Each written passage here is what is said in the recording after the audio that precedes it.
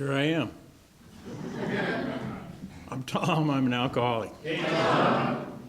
What does that mean?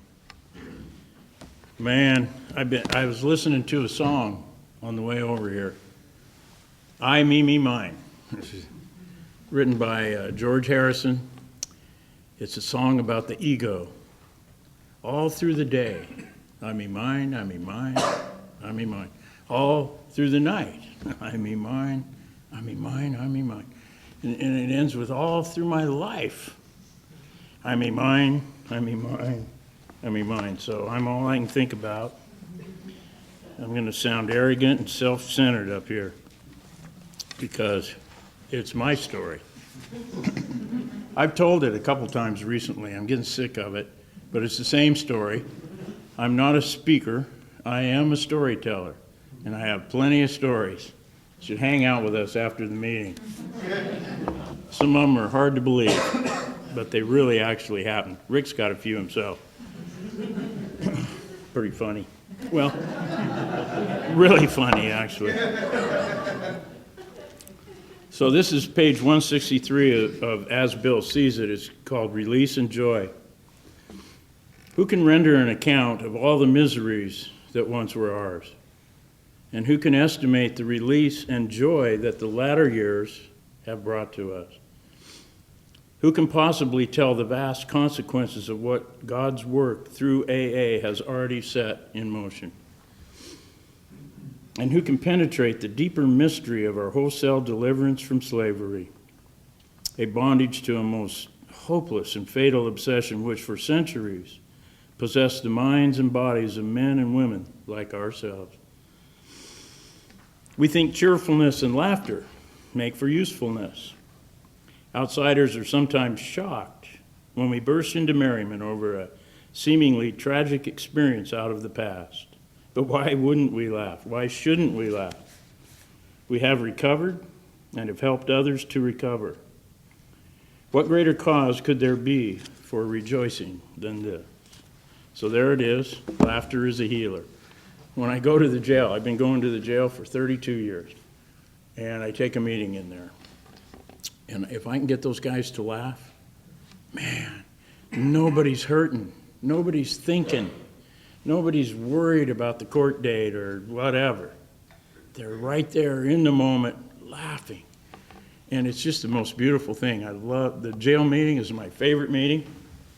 I'm more comfortable in there than I am here by a long shot. And it's my home jail, so I've been there a lot. Used to go there a lot. You know, I remember the jailer going boom, boom on this desk, and the door would open. And I'm laying there handcuffed on the ground. They stole my jewelry again. And I'm thinking, man, I just wish I could do that. I'd give anything to do that. So eventually I got sober, and then we started a meeting in there. And the first night my sponsor and I went, we walked out of there, our feet weren't even touching the ground, you know. And I went, boom, boom, and the door opened. And oh my God, I'd come full circle. And so I really think if I quit going to that jail, I'd probably get drunk.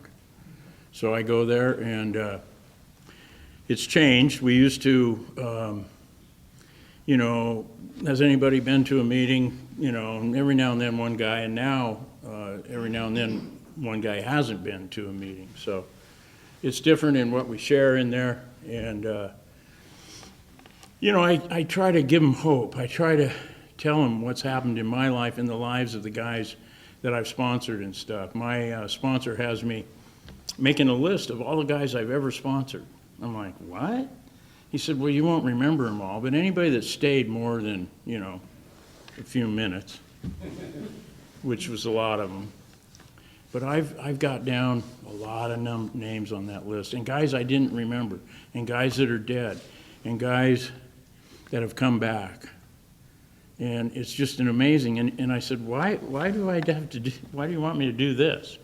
He said, well, I want you to see, because I did a 4-step, and I want, you know, a lot of difficult stuff on there, right? And I want you to see how many how many people you've affected and how many people they've affected, how many ripples in the pond, just because you got sober. I'm like, whoa. Well, I went to my sponsee's 20-year birthday last night, and I've been with him for 20 years. He was an angry guy, oh my God, swearing and pissed. And he's not that today. He got a great job. He's a good guy. He got married. I was actually the officiant at his wedding. Can you imagine that? I've done that a few times. Although I did run over a guy in a wheelchair on my way to the wedding. So it kind of brought me down. Then the cops pulled me over later on. But I made it, and I did a good job. Because, once I got there, I was like, well, I need to be here now. I can't be thinking about that poor guy. He was all right. He's my neighbor. It's a weird way to meet your neighbor. I wave to him when I'm walking now, thinking I feel bad because I can walk. It's horrible. But shit happens, right? So as I'm on this high of going, being this officiant and doing all this, boom, reality hits me. Man, I better pay more attention when I'm backing out of my driveway. And so reality is it's really important. So what it was like? I was a good kid, really. I was a nice guy. I got good grades. I was an athlete. And then one day I went to the pool hall. I think it was my junior summer. I was 16 years old. And I never looked back. I hardly went back to school. Dan and I are going to our 50-year reunion this year. 50 years. Man. And we're alive, and our hair's long. And we're just going to go, and see all them old girls and feel like we're winners, Because if you would have voted most likely to die, Dan and I would have been on the top 5 of that list, no doubt about it. And so I did manage to graduate, but I went to the pool hall. I hung out with Dan's brother a lot, and we got in trouble. I got drafted into the Marines in Vietnam time, and out of no disrespect for anybody that was in the service or did any of that, I was a coward. I didn't want to cut my hair. It was long and beautiful. And so I ran. And that feeling of nowhere to go, no home, no place. I'm also writing my 6 and 7 step about that very thing, about nowhere to go, no place. I knew they were going to get me, 2-year maximum. And when Mike jumped out, he said, hold it here a minute. And he jumped up and he stole this lady's purse, and he jumped back in the car, and he said, go. And I went, and I took half the money. It was $150, because I needed money. I was living, under the bridge, and with these 2 girls. And it was in a house. Pearl and Diane. Anyway, I'm going to see her at the 50-year reunion. But anyway, Mike came over a few weeks later and he said, let's do that again. And I said, I'm never going to do that again. And he said, man, why not? You're already implicated. And I did it again. And I did it 18 times. And when I got arrested for possession of marijuana, they figured it out. And here was this little fat white boy in jail, scared. And my dad and my lawyer had gone to the draft board, and they had one piece of paper on me. I'd stolen all my papers, and I'd stolen the copies and burned them all. But they had this one paper that I flunked. Test, like, first question was, what's your name? You only had to get 10 right. But I was in Rocky Butte Jail, 1969, and a recruiter came to get me out. And I was like, he offered me a deal, and I had 22 felonies. I was guilty of 20 of them, and 2 years automatic failure to report for induction federal time. And this guy came to offer me a really good deal, and I'm like, no. He's like, what? I said, I ain't going to kill for you, Admiral. He said, I'm no admiral. He got kind of upset. He said, I came all the way here. I said, nobody told me. I had a resentment that's probably saved my life. But I decided that what I'd done was horrible, and I needed to pay for that. I'd ask the guys in jail, what do you think I'm going to get? And they'd go, oh, first time, probably 6.5 years. Should have asked my lawyer. These guys told me I was in trouble, and I was, and it was serious. And I was willing to pay the price. I finally, it seemed like it was this Vietnam thing that caused me to do all this. I blamed all of it on that, Anyway, I stayed in jail, and eventually I got probation. It was the weirdest thing, not guilty here. The judge got a resentment, the vein in his neck, and he gave me probation out of a resentment. It's exactly what happened. It was weird. And so anyway, I drank for 15 more years after that. I went to treatment in 1979. I had 3 drunk drivings. I had 2 drunk drivings, 2 hit and runs, and an attempt to elude in a week. It was a normal week. So I got caught. And I went to my first AA meeting in 1977. And it was a good meeting. It was a podium meeting. There was a guy up here like me. He was funny.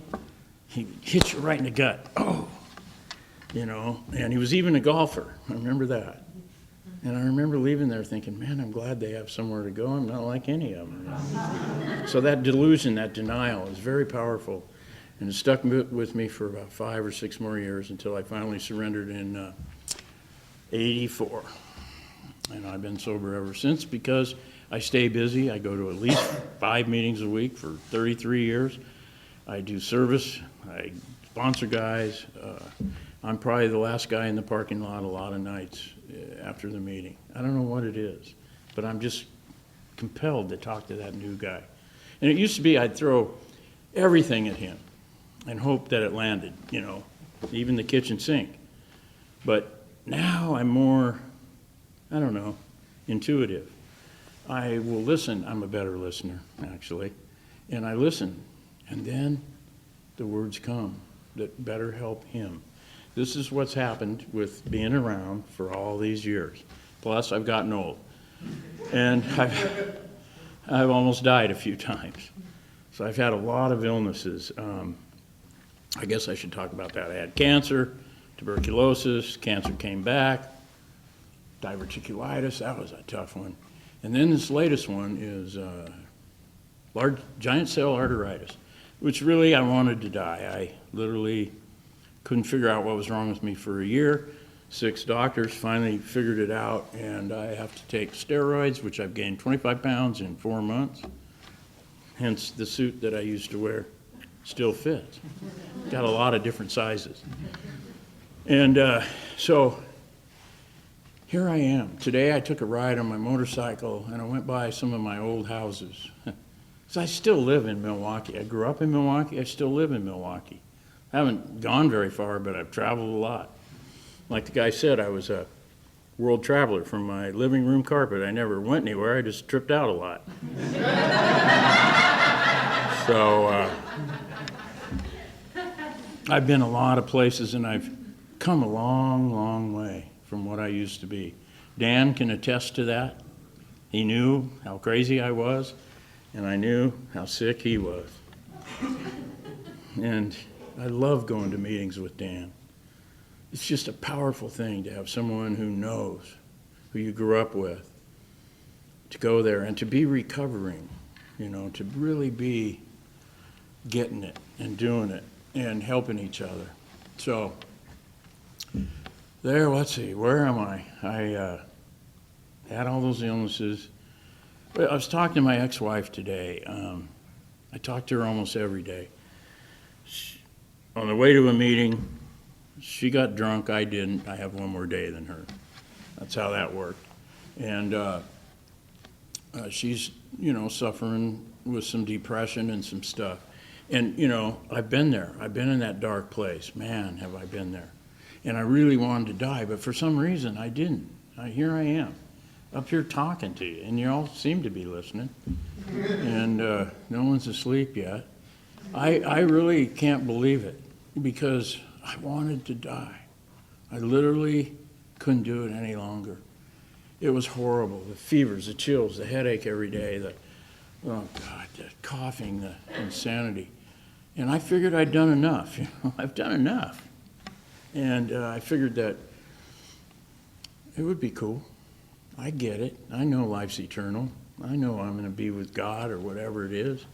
I'm okay with that. There's just time and space is here. And it didn't happen. So here I am, 68 years old, and I have more time to help more people. That's the only reason I'm alive. I know it. I know it because people were praying for me, and all that helped. I guess you can't kill me yet because I've had a lot of stuff. So, and I've had to take medication in recovery, and I did okay with that. I mean, I thought about it all the time, but I didn't take any more than was prescribed because I got way too much to lose here. Way too much to lose. And, I got to go to that 50-year reunion. They got my hair, but teeth aren't all mine. But anyway, I just thought of a stupid joke. But anyway. So there I was. I didn't think I was hurting anybody. My family definitely. My mom and dad, my two sisters, but then I got this wife, and I was hurting her. Her first husband died in a car accident, and now I'm hurting her. I see the look on her face, just like my mom's look, and it was like, oh man. So that's what helped me start to turn it around. I wanted to stop, and I couldn't. I really wanted to for a year and didn't. And so finally it happened, and I hit the ground running. I already knew what to do. I just hadn't been able to do it yet, And so I sponsored a guy when I had 9 months. He had 5 months. Freddie, he's still sober, 35 years. 33 years. Getting ahead of myself. And I worked at the country club for 38 and a half years as a shoe shiner at the country club. I never knew there was such a job. It was perfect for me. So if you believe God will put you where you're supposed to be, God will put you where you're supposed to be. If you don't, it won't happen. So if you ask for help, however you do that, I do it in a very weird way, but it works for me. And if you believe, I tell this to the guys in jail, what are you thinking? Oh, I got a record, I can't get a job, the old lady's drinking, I'm going to end up, And I'm going, no, you got to change your thinking. I said, I remember thinking I'm going to, knock over telephone poles, end up in county jails. That's exactly what happened to me because that's what I thought was going to happen to me. If you think about it, what you think kind of comes true. You can manifest stuff if you really say it over and over and get it to the subconscious. So I tell these guys, man, think good thoughts. Think of something good in your life. I was in treatment, and I had a dream, 1979. And I had a drunk dream, and the guy said it was a dry drunk dream. I'm like, I'm throwing up. I can taste it. And he said, think of something good in your life tonight as you fall asleep. And I'm like, all day? I couldn't think of anything good in my life. All day. Nothing. And I remembered golf. And I thought about golf and my uncle. And so as I was falling asleep, I was thinking about golf and had a dream. Oh, my God. And I dreamed I was thin, which I was. I was clean and sober. I was happy. I was wearing a pink shirt and yellow pants or something like that. Or yellow pants, I don't know. And I was walking by this sand that was white. It was white sand. I've never seen white sand. And the shoes I was wearing shined so bright you couldn't even look at them. And I went to my counselor the next day, and there was money being passed over the counter to me. Ones. I should have saw 20s. I only saw one. And so I told my counselor, I'm going to get a job at the golf course. She said, well, Tom, you don't have any skills. You can be a janitor, maybe. I said, okay, but I'm going to the halfway house. She goes, really? She said, what's the change of mind? I said, I had this dream. I dreamed I was thin, I was happy, I was sober, I was thriving. And lo and behold, I got a job at the country club as a janitor. For 11 months, I worked hard, and the shoe shiner got sick. He was a cool guy. He had taught me how to do this job. I didn't even know it. And he got sick, and he said, you see them shoes with the green in them? I'd go visit him all the time. And I'd go, what? He goes, you see the ones with the green in them? Shine them up. Put them back. Take the money. I'm like, wow. So I became the shoe shiner. Best job in the world. Played free golf for 38 years. Everywhere, believe me. And didn't have to work that hard. I'd sit there with my feet up, and a member would come by, and I'd be watching TV, and I'd say, what do you want? You know. Can you see I'm watching this? But, you know, I mean, couldn't do that with all of them. But today, I went and played golf yesterday, and at the same course, they gave me my privileges to play there. And my life was changed from my thinking. This dream came true. There's white sand at there was at that club, and the shoes shine so bright. And so I tell these guys in jail, don't quit dreaming. Are you looking at the clock? No. Okay. Don't quit dreaming. Anything's possible. I mean, I even dreamed up a house, and we moved in, and we had these young girls live with us, young criminal addicts, 18 of them, and 18 purses were what I'd stolen, and 18 girls lived with me, and I'm like, oh my God. And my sponsor said, do you think you get some relief for those purses you stole? And I said, well, a little bit. If I'd have thought of it, I would have screwed it up, but I never even thought about it. And he said, are you going to be there in their lives for the rest of their lives? I said, of course I am. I just talked to one of them the other day.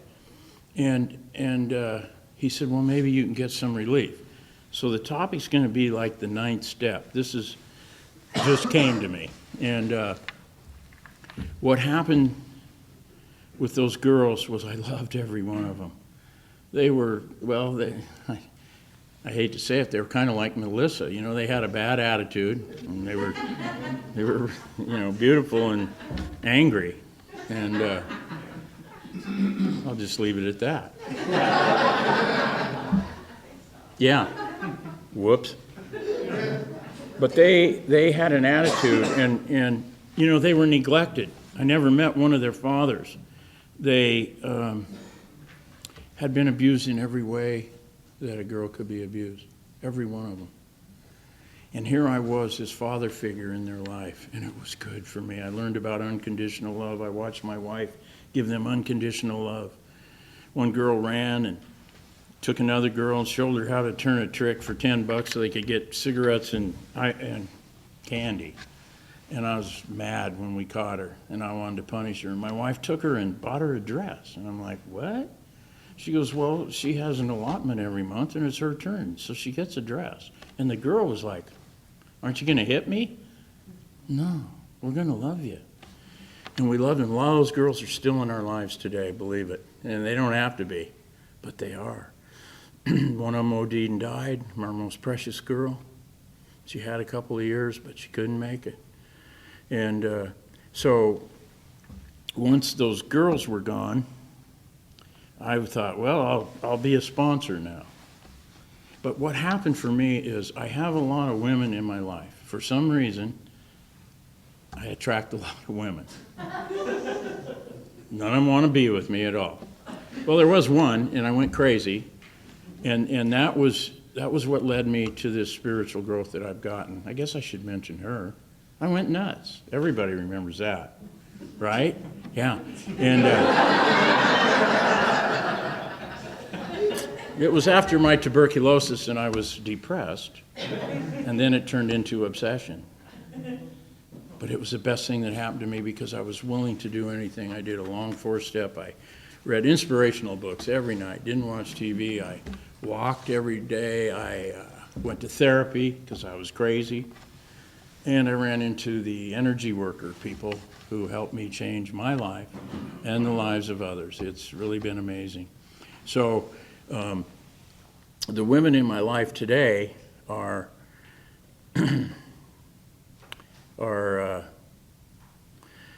we help each other. And this is still an ongoing part of my 9-step amends. It just is. I've always, and I know that this has to be something that I do for the rest of my life, because I hurt those ladies. I scared them. And I didn't, I felt terrible about it. And I never, ever thought I'd ever forget that. I dreamed I could hear them screaming for years. And I think it was about 25 years when I realized I'd forgiven myself for doing that. I'd forgiven myself actually for everything I did, which most people think I think that was the worst I did. Some people think there were other things, but that was the worst. And so women feel safe with me, and I'm able to help them. I don't know what it is. I don't suggest that for everyone, but it's very good for me to continue to make amends. And I've made amends that didn't go well. I've made amends that weren't received well, and I still haven't really completed my amends with my sister. And my sponsor said, it looks like you're going to have to make amends to your sister. And my sister is my dad, And my dad, I resented my dad my whole life. He was an alcoholic, of course, and even at the very end when he was dying, there was distance between us, and it was me. It was me. So I still want my sister's approval, if you can imagine that. And so I got a great sponsor. He's helping me work these steps. And I'm going to make amends to my sister, which is what I need to do. She won't really understand it or anything, but I'm going to do it anyway, because that's what we do here. 9-step amends are not the best topic in the world, but it's really where the rubber meets the road. When you do that stuff, and you see the look in their eyes, and they're like, I forgave you a long time ago. You needed to forgive yourself. I've gotten that a few times. And I've gotten, yeah, fuck you, you were an asshole, and I'm never going to forgive you. I said, okay. But, this little boy who just wanted to play baseball and didn't even want to go home because home was tough, played a different game. The game of jail and craziness and drugs and alcohol and insanity. And, but today, because of what I did, and who I'm becoming, I get to help people. That's the whole thing, man. I get to help people in ways I never even knew I could help. I used to hear over and over, well, you got to go outside of here. You got to go outside. I'm like, no, I want to help them in here. But now I'm outside helping people. And I help people in a weird and strange way, and it's quite amazing. And who'd have ever thought? That little fat rat was my nickname. Can you imagine that? Yeah. What kind of self-esteem is in that? And little fat rat has become this giver and lover. And I will give that away at any time. And I'm safe. And it's good and it's healthy. And there's a reason. It's rare that someone gets sober and stays sober for a long time. It really is, man. It's not easy, but it's worth it. And so today I feel good. I'm going to live. I don't know what the next thing is, but I'm going to make it. And someday I'm going to actually be strong again and be able to hit the golf ball a little farther. But anyway, I think I'm done now. But the topic is the 9-step amends, or whatever you want. Thank you.